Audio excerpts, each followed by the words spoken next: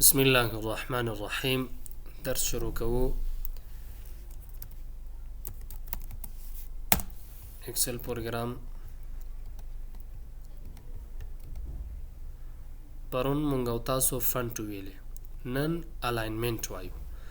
الاینمنت تنظیمول ترتیبول ته وایي. الاین خپل هم ترتیب او تنظیم ته وایي. خو دلته څنګه الاینمنت کوي؟ اول سیدا متن خپل په سل کې الاین کوي، ترتیبوي، تنظیموي. په تور مثال ځل لیکم سه نیم ده، دلته په تور مثال جاب ده او دو خطه هم سالری ده. دا اوس دلته ما دا ولیکه، خو دلته اوس تنظیمات ورته کوو چې دا باید چیرته تنظیم سي. ګوره دغه یو سل غټو، اوس چیرته تنظیم ده، چیرته لیکل شوی ده. دغه هر یو دا به سلونه به هم ورته لغونې لوی کوو.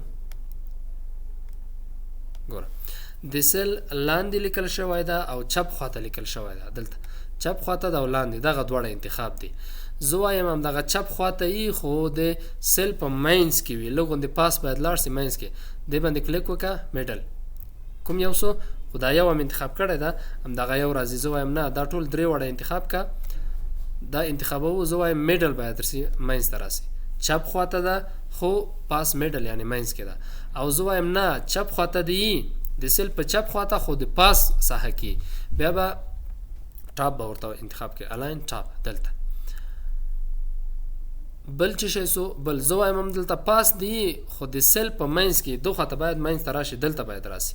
دې باندې مینځ باندې کلیک وکړه، دو خواته راغی.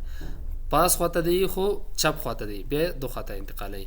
زه وایم نه، هلته د مینځ کې، دلته مینځ کې، بیخي مینځ کې راغی دغسې. نو دا الاینمنت د دلته مونږ او تاسو ترتیبوی سو، تنظیموی سو، چې څنګه یو متن دغه د سل په مینځ کې دا ترتیب کو، تنظیم کو، څنګه ترتیبیږي دا دلته. بل راځو، بل څه ده انډنټ ده. انډنټ فاصلې ته وایي. اوس په مثال دا مې تنظیم که چېرته دلته تنظیم سو، یا دلته تنظیمیږي، یا دلته مینځ ته راځي، او یا آخر دو خواته راځي، راسته خواته. زه وایم نه، ګوره اول چپ خواته انتخاب ده، مینځ ته سې انتخابې دلته راځي یا دلته. زه وایم دلته سې ترتیب سې دلته راسي، دا به څنګه کوو؟ دلته راځو، دا انډنټ باندې به کلیک وکړو، انکریز انډنټ. ګوره دومره اندازه راغی.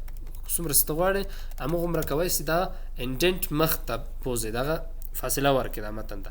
ډیکریز انډنټ چې دا بیرته شاته راولي، بیرته دلته راغی.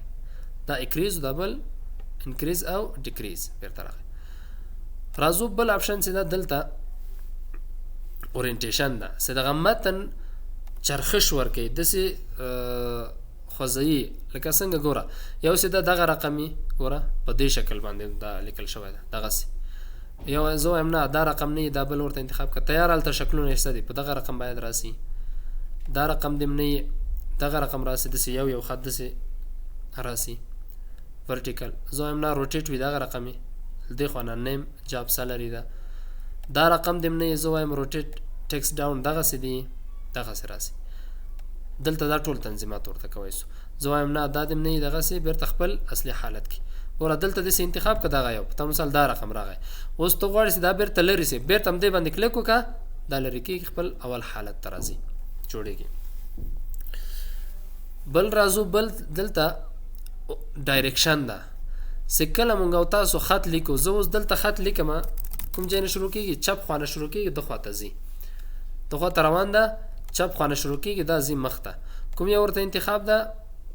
ګوره لیفټ ورته انتخاب کړو، لیفټ دو خواته ده، چپ له خوا ورته. او رایټ چې ده، رایټ، دغه رایټ دغه لپاره د ښي له خوا شروع کېږي. چې کله مونږ او تاسو انګلیسي لیکنه کوو، دا باید ډایرکشن د مونږ او تاسو د چپ له خوا نه وي.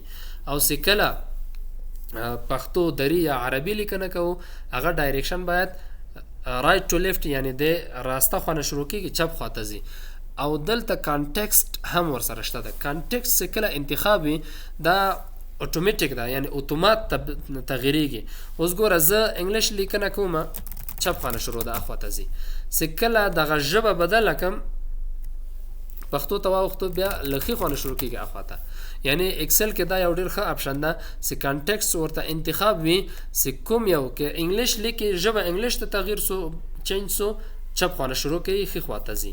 او کدری پښتو یا عربي ته چینج سو ژبه بیا له ښي خوا نه شروع کېږي چپ خوا ته روان ده چپ خوا ته بیا ځي په ورډ پروګرام کې دغسې نه و باید دا د انتخاب کړی و ورډ پروګرام کې موږ تاسو درسونه ویلي وو چې دا ډایرکشن ډېر مهم هم ده بل رب ټیکس ده رب ټیکس څه کار کوي دلته زه لیکنه کوم دغه یو سیل طور د مثال راځو ژبه ورته چینجو هغه ته انګلیش ته زه اوس لیکنه کوم ګوره تر دې چې پورې څه ورسې دا یو سیل څه ډکېږي همدغسې مخکې روان ده مخکې ځي نوره مخکې ځي دوه درې سله جای نیسي زه دې باندې کلیک کوم زه ورته وایم چې رب ټیکس همدغه یو سیل کې جایي خو کته سایز ورته زیاتوي اوس په طور د مثال دلته دا انتخابوم اول رب ټیکس ورته انتخابوم زه څه لیکنه کوم کته راځي مخکې نه ځي دلته د رب ټیکس وظیفه هم دا ده چې هغه یو سیل کې دغه متن جایي خو کته یې راولي او چې رب ټیکس انتخاب نه وي متن بیا مخکې ځي دغه د مخکې لاړه اوس دا رب ټیکس انتخاب ده زه وایم دا رب ټیکس ایسته که بیا مخکې ځي اخوا ته لاړه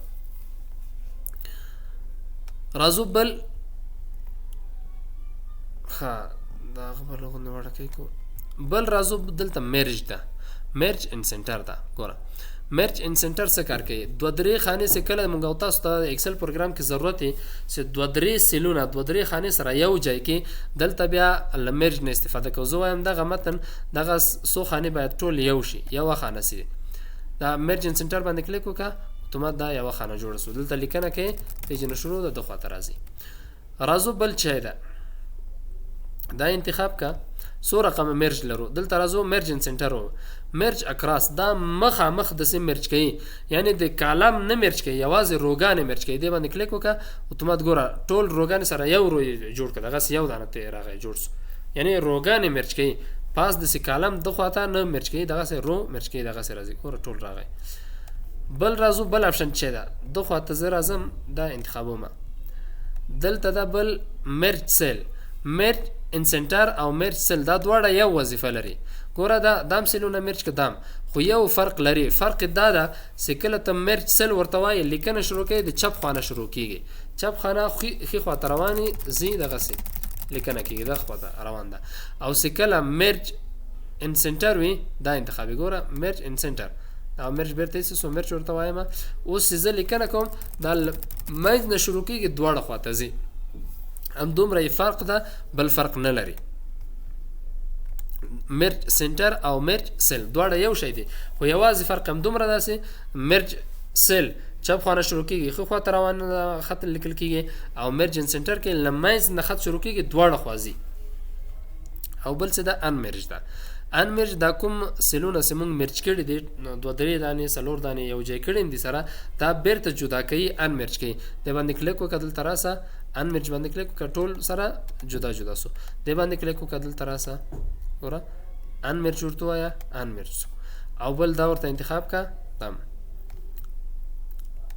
ان مرج سو لاړو او بله طریقه سره رقم ده په طور مثال زه دلته راځم دا مرج سیل ورته وایم دې باندې کلیک کوم مرج سو دلته راغی ګوره دا مرج ده زه غواړم چې دا له مرج نه وباسم بل داسې ده همدغه کوم مرج چې لیکل شوی ده دلته همدغه مرج باندې بیرته کلیک وکړه بیرته ایسته کېږي مرج یو وارې مرج کوي دویم وارې چې بیا ورباندې کلیک کوي مرج نه یې باسي بیرته ان مرج کوي ګوره مرج سو اوس دلته راسه بیا ورباندې کلیک وکړه مرج نه ووته او یا داسې دلته مرج که بیا دلته راسه ان مرج ورته وایه دواړه یو خبره ده مشکل نشته پکې دا هم و د الاینمنټ درس